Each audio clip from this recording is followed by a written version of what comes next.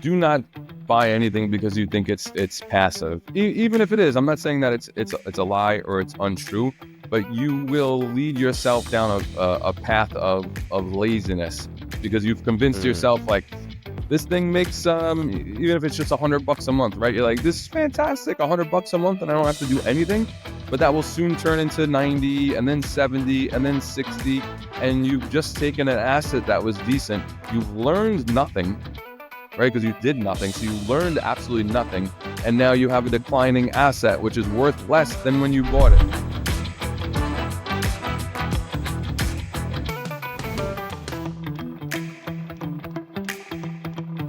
Hey everyone, and welcome to another episode of the Humans of Flippa podcast. My name is Nick, and today I'm joined by Mike Mammone, who is the CEO of Longtail Ventures.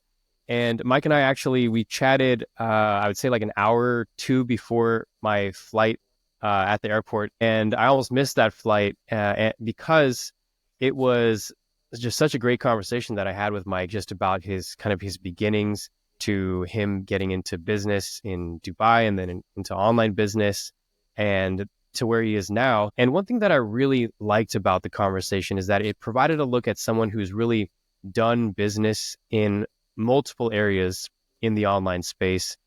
He's put in the honest work to learn for himself what he likes and what he doesn't like. And he's gone the path that I feel like many new online business and even experienced online business owners will experience, while also getting into the higher level buying strategies and just the experience that exists at that level. So on that note, Mike, thank you for joining us, and how's it going? Going great, Nick. Thanks so much for having me. Huge fan of the podcast. I was listening to like the last 5 or 6 episodes as soon as Blake told me about it, and some great content, some great past guests. I hope to live up to the expectations. I'm sure you will. So I understand that you actually started at JPMorgan Chase, and you didn't actually start out in online business. You've kind of done a lot of different things before actually making your way to online business. Can you tell me a little bit about yourself and kind of how you got to where you are now? Yeah, sure. So I was working for JPMorgan Chase in the retail sector and kind of the private client, kind of high net worth individual segment. And I was doing fairly well. I was one of the top 2% of sales reps in the company. So out of about 20,000 people, I was one of the top 250, and I had tremendous drive, work ethic, and was excited to continue to progress in my career. And I had kind of mapped out my progression, and I've made them aware, hey, these are my goals. This is what I want to accomplish. And they said, oh, unfortunately, we are no longer hiring from within. We're only hiring from your old internship. We're hiring from Morgan Stanley and Goldman. And I just looked at them like, are you out of your mind? What drive do internal hires have if there's no upward mobility, right? For me, I learned, unfortunately not early enough, but I learned I'm not nearly as money motivated as I am progression motivated. Like I need to be continually progressing. Otherwise I feel like I'm losing the game. And I love the idea of being in business for myself, but if you start from scratch, you need this long runway of cash. I was already married and had a mortgage and had children.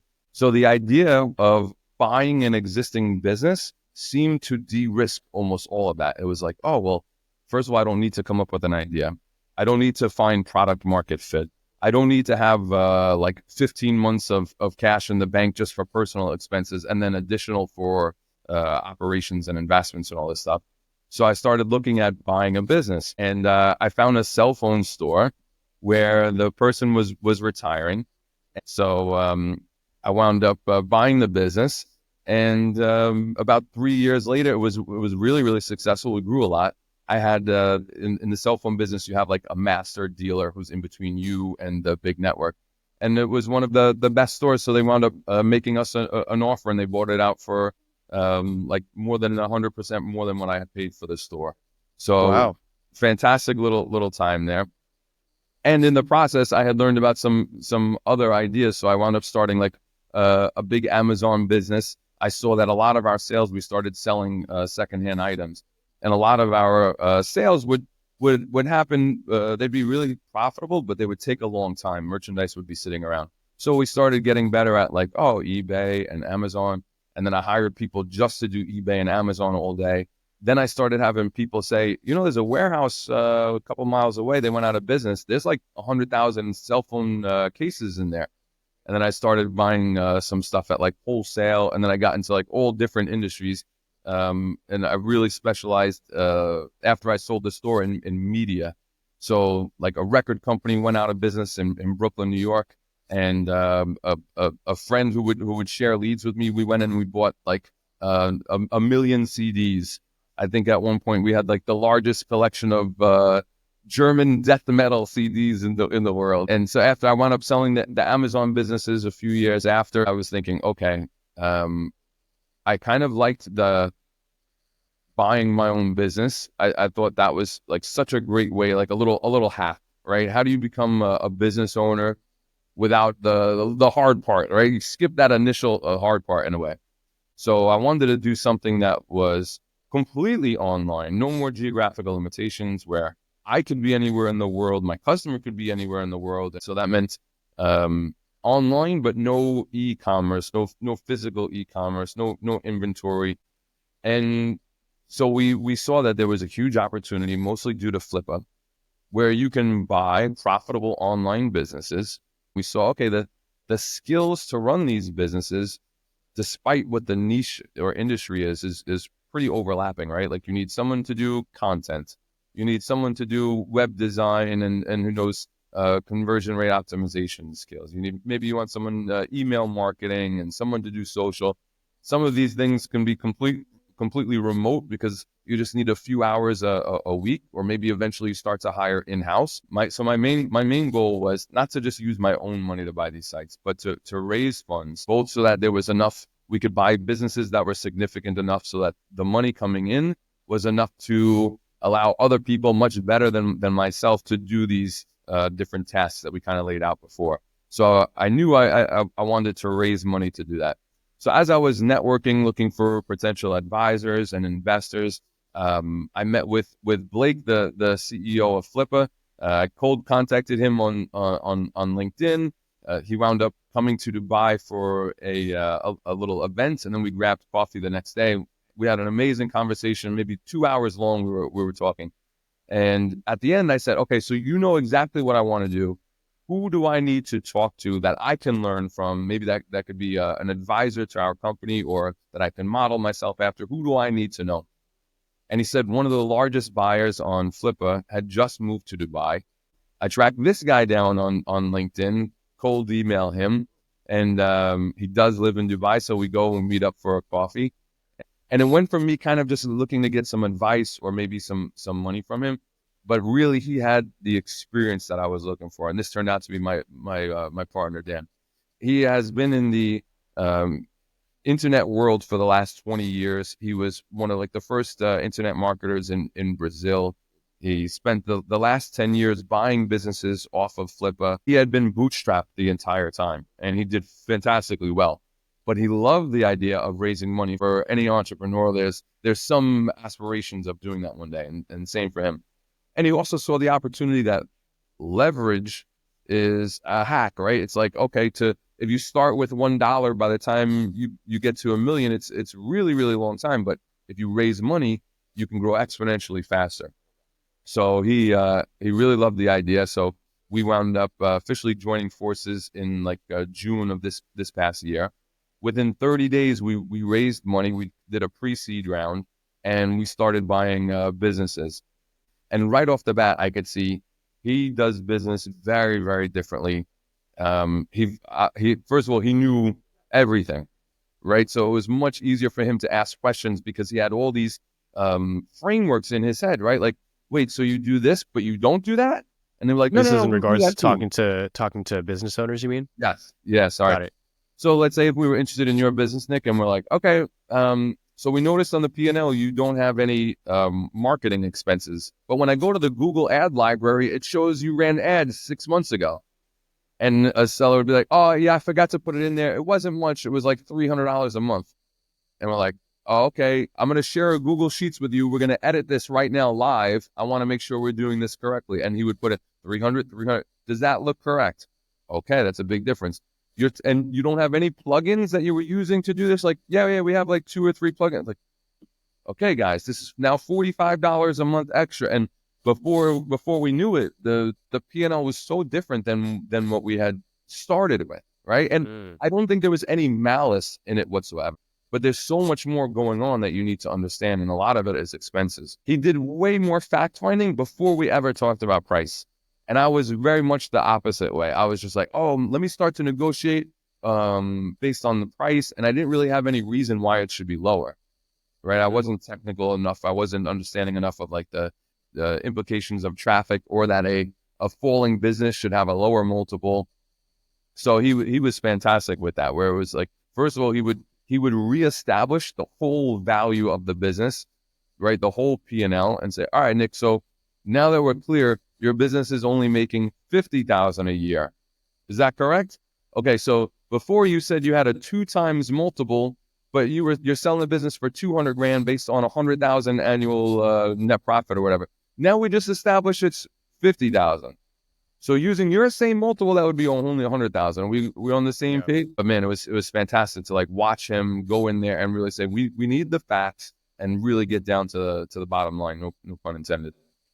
Can you just tell me a little bit about the business models that you are looking at right now? They fall basically under 3 categories. We look at like from a point of view of revenue generation, not like the topic or niche. So we buy businesses that make money with ads. Right, they sell ads on their website. They make money with affiliate marketing. They have links to Amazon or other affiliates, or they sell digital products.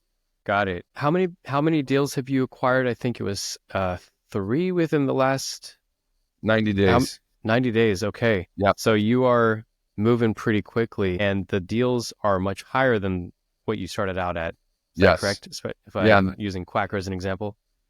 Exactly. The last one was the biggest. So we acquired that one. It was listed on Flippa for $1 million, and we closed at the beginning of October. We didn't wind up buying the whole business. We made a nice arrangement. The founder was a senior developer for a long time in corporate America, and we knew this guy just knew so much, was so valuable. So we worked it out so that he would stay on and be able to help us like continue to grow the site and make a lot of changes that we saw could be helpful. And he had built the whole thing literally working part-time, some nights and weekends. And it was one of the top sites in the niche. It's in they call it like the temporary phone number niche, where people that are concerned about their privacy and security, and maybe they, like when you were visiting South Korea, maybe you wanted to sign up for a food delivery app, and you don't want to leave a number on there, so you could sign up for one very quickly, get it for a few days, get your OTP, and have everything work well. Or a lot of software developers want to test OTP functionality of their code and multiple zip codes or area codes, or country codes, so they'll go on and get like a temporary phone number. And we could see that the site had massive traffic. There was really no history of driving paid traffic, so we knew, oh man, this is an amazing thing that we have as an option. There was about 500,000 registered users, but no email funnels yet. So we kept seeing like things that the founder did amazingly well, and yet still opportunities that had yet to be uncovered. And we knew it just needed more people, more hands on deck, more resources. And then the last part was it was growing. It was really exciting to see it grew 100% year over year. And in fact, the October, we just bought at the beginning of October. October was the best month that the business ever had. It was up 400% from the prior year.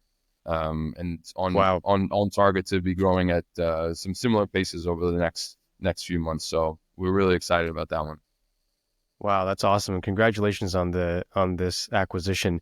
And Thank you. you mentioned something last time that because of this level of growth, I believe the seller said he wanted to stay on, or you kind of changed the deal in some way to make sure that there was still a benefit to the seller. Is that right?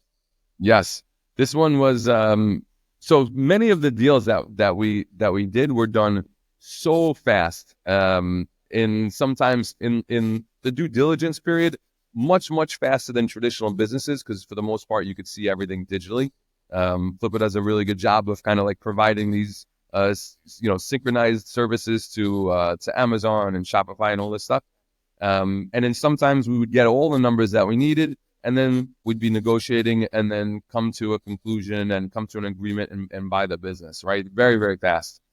This one, way more complicated. I think it maybe took 6 weeks. It was a much bigger business, a much more complicated, much more expensive business. And I remember we were on the phone in the beginning. The seller had just had an offer where the buyers backed out, and they said they didn't believe that they could scale the business. A day later, the seller got some news where he was able to change fundamentally how the site operated, so that it wasn't completely reliant on an older process that he had, which was really time intensive. So that update freed his time up to concentrate on a few things. He was able to completely like redesign the website, and within a matter of days, the website was up over 50% in revenue. Wow. And so he now saw, oh wow, these little changes are having a significant impact. And so now he kind of became reluctant about selling 100% of the business. And we kind of at first, initially, just for cleanliness, we had kind of liked the idea of buying the whole business. It makes it much cleaner. But as we thought about it, we kind of got to a point where we both parted ways. We got to the point in the negotiation where our last offer, he didn't bother to counter offer, and we were just like, okay, well let's take some time for both of us. And it was funny because every deal that my partner and I looked at after that, we were just like, it's not as good as the other one. It's not as good as Quacker. This is not. What about this one? Like, no. We were kind of sad about it, It was like, the one that got away. So a week goes by, and I call him up, and I'm like, let's just do a call. We like to do phone calls as much as possible. We like to look at people, talk to people, and build a relationship with people. So we get him on the phone, and we're like, how's it going on your end? Any progress? And he's like, I'm not seeing anyone that I really like gel with as much, and you guys seem like you're super knowledgeable and like you're operationally intensive, and that I really feel like together we could do much more. Getting a much different vibe from everybody else, like that they want me to run it and stay on as a full-time CEO, and they don't want to do anything. And he's like, that kind of seems boring and not really what I want. I want to also like learn too. So we're like, all right, I think I said like, I must have been too strong, or our last offer, I'm like, look, this is a tricky game, right? We're trying to figure out, we want to pay as little as possible, and you want to get as much as possible, right? Like totally fair. But we're like feeling around in the dark to see where the middle point is. And there's so many different topics for negotiation, right? One is the total price. One is, do we pay it now or over a period of time, and how much equity and valuation and all these different things. So let's just go through a few one by one, because I feel like we were really close. So sure enough, we do that. And he said, look, I really want to feel like my company is properly valued, but I also want to stay on board. I want to continue building this. And I believe there's some really long-term growth here that I don't want to miss out on. And so we like, it still was probably another like few weeks, but much faster at this point. We were way more like in tune with each other. And I think he felt like we were going to be the right partners, and we definitely felt like this was a business we didn't want to pass up on. And then from there, it was wonderful. We actually had him. He flew out to Dubai. We spent like 3 days together here, going. We all acted like tourists. We took him on like a desert safari, and we went to the Burj Khalifa, the biggest building in the world, and had some food there and dinner at the big Jumeirah Palm Island.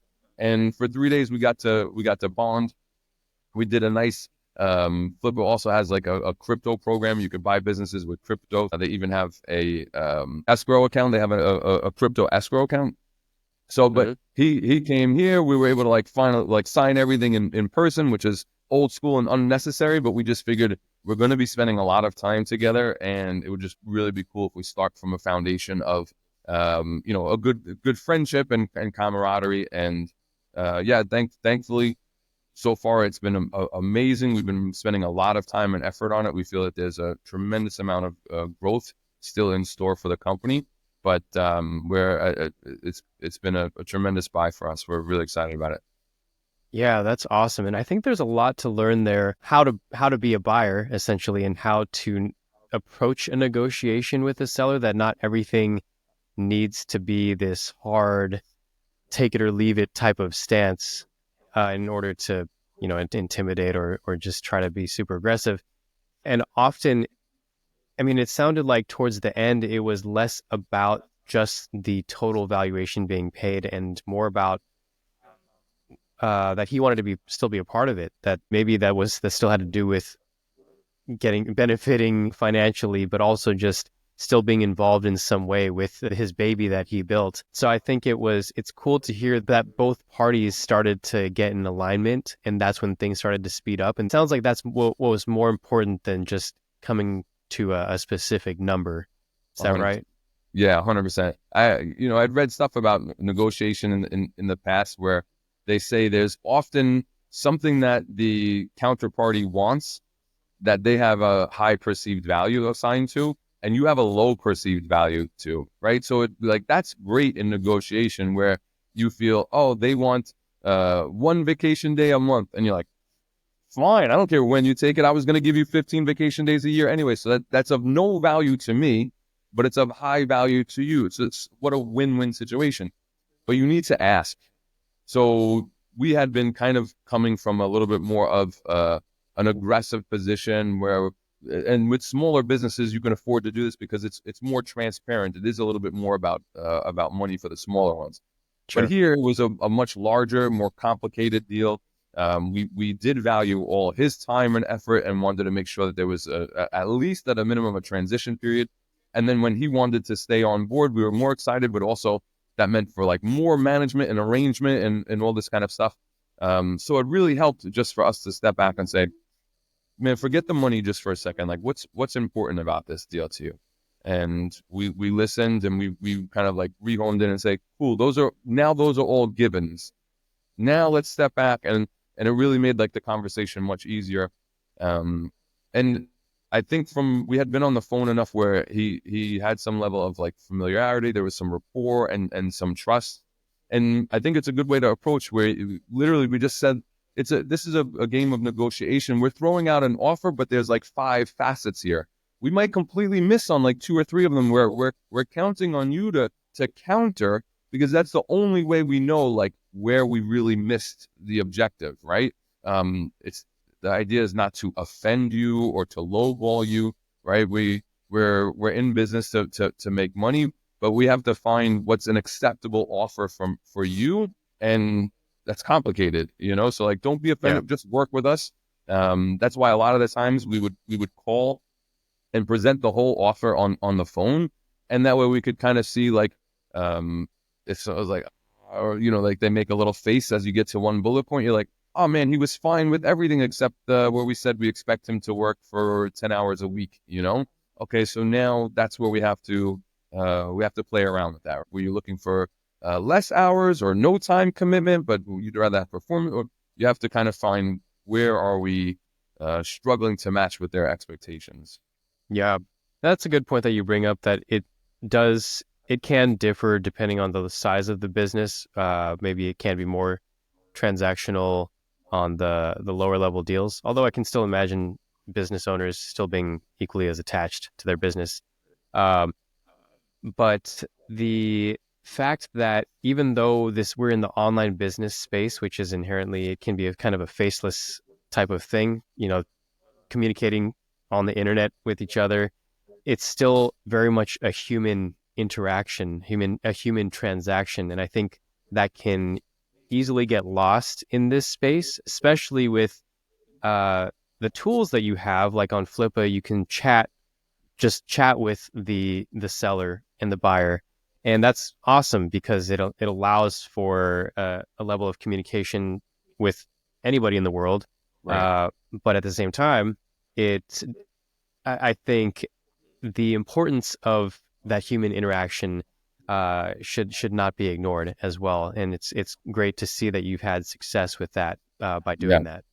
But the all the deals that I bought, I don't even think I had a conversation, even maybe in the Flippa messages, that was more than like a few lines long. I had been under the impression that I could use all the data to get a full understanding from the business, and that was it.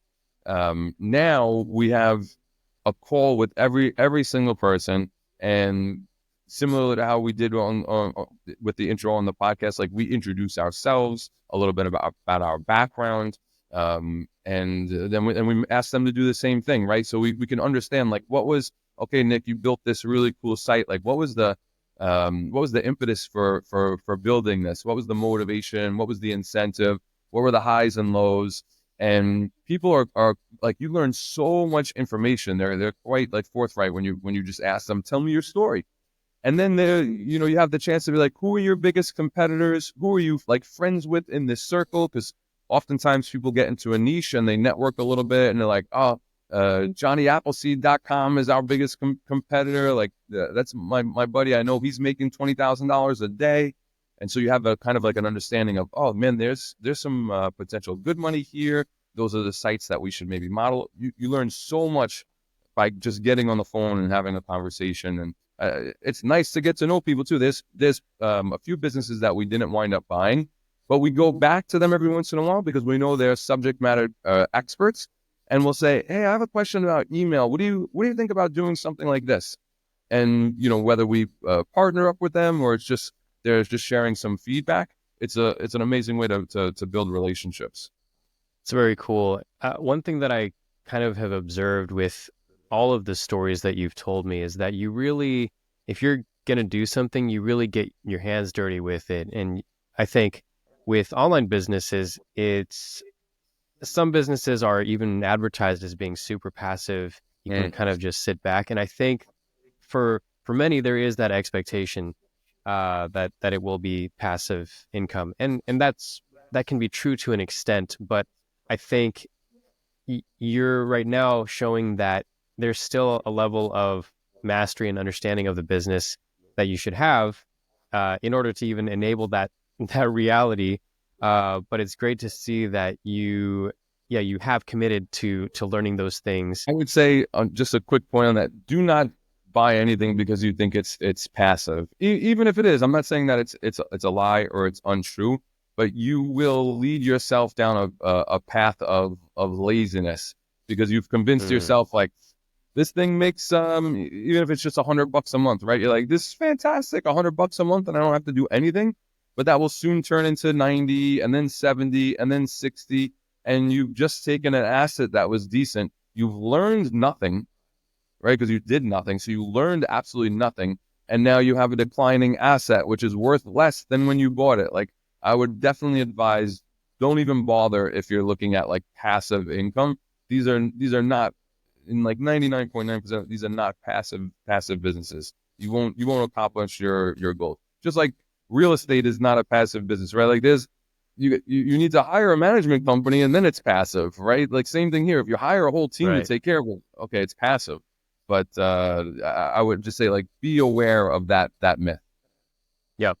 Yep.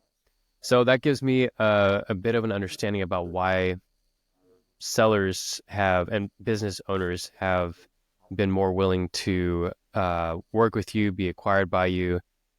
How about on the buyer side? Can you tell me a little bit more about long tail ventures, just how you differ from other PE firms, from other holding companies? Sure. So when we first started, we were looking at all the different ways that we can incentivize investors. Made some crazy Excel spreadsheets, and we were really trying to understand, first of all, like what rules and regulations are around these types of ventures. A common model in kind of a private equity fund is you bring in enough money to buy a venture, and then you pay out a percentage of the profits. The main challenge with that is we just saw this really, it's an uphill battle to compound growth, because you wind up dispersing all of the profits, which is fuel for growth. And so I started modeling it out. Well, instead of distributing profits, what if you took that money and you just bought another business that performed the same on average as the previous businesses? And if you kept doing that over a period of time, the compound growth and the results were absolutely outstanding. So that meant you just needed to find investors that, just like when they buy a stock or invest in a startup of almost any other kind, they have no immediate expectations of profits. And we felt that with our experience, and Dan and I have together done over $100 million in online sales, with his very specific experience in buying and growing online businesses, we felt that we can have a nice proposal for investors to say, invest now, invest for the long term. And our main goal is we want to grow and either sell like mini portfolios where we'll say, hey, we've over the years accumulated 5 sites in the online music niche, and we can sell to larger publishers for much better multiples, because we'll have kind of a mini conglomerate of music sites. Or even the whole venture in itself can either go public or sell to another bigger private equity company once the total revenue becomes a significant level. The main advantage we have is there's no private equity companies looking at buying a company like Quacker at $1 million valuation, right? It's way, way, way, way too small. So there's a lot of great players within this, $500,000 to $3 million niche that we can buy, and for relatively little money, we can operate them incredibly effectively. So even in this short amount of time, I think our investors are going to be thrilled with the results that we're getting. We're operators, we're very intense, huge sense of urgency, and we also have a big vision. We're not the kind of people that are going to rest on our laurels after having a small amount of success. We want to really, this is a moonshot. Well, it seems like you have a very capable team. How did you end up choosing to work with Flippa, and how did Flippa help, maybe particularly in the Quacker transaction or any deal that might be relevant? When I first decided I wanted to buy online businesses, I looked at a few of the other sites, and honestly, the search functionality, messaging, everything was just much, much better on Flippa, and it seemed to be by far the largest.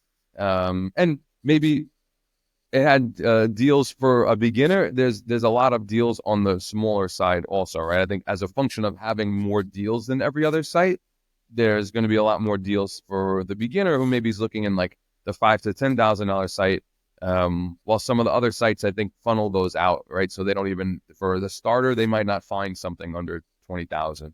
So I really loved the site and the amount of businesses that you guys had aggregated on there. That was a huge attraction point. And I know from talking to Blake, I know the different things that you guys are working on internally. I send all my friends there. I say, man, this is something so cool you should do. If they're looking for a side hustle or a project, or they want to learn, I'm like, man, this is the type of thing. If you have a teenager, buy a website that you and your teenager own, and work on this together. This is the coolest possible project you could have. Such a great, don't buy a classical car and then spend time in your garage. Buy a website, work on it together. You learn so many more relative skills. I think everyone should be looking on Flippa every once in a while. All right. How can people find out more about you if they're interested in connecting with you directly? Yeah, definitely. LinkedIn. I try to be pretty active on LinkedIn. Best place to find me, you could search for Michael Mammone, Mammone, and send me a message on LinkedIn. I respond to pretty much everybody. I'm always down for a Google Meet chat, and look forward to having more and more relationships. And it sounds like you are definitely down for a lot of coffees. You done a lot of coffees in the beginning. Absolutely. Cool. All right. Well, on that note, I think I'm going to wrap it up here. So thank you so much for your time, and thank you all for watching, and I'll see you all on the next one. Thanks, Nick. Thank you, everybody.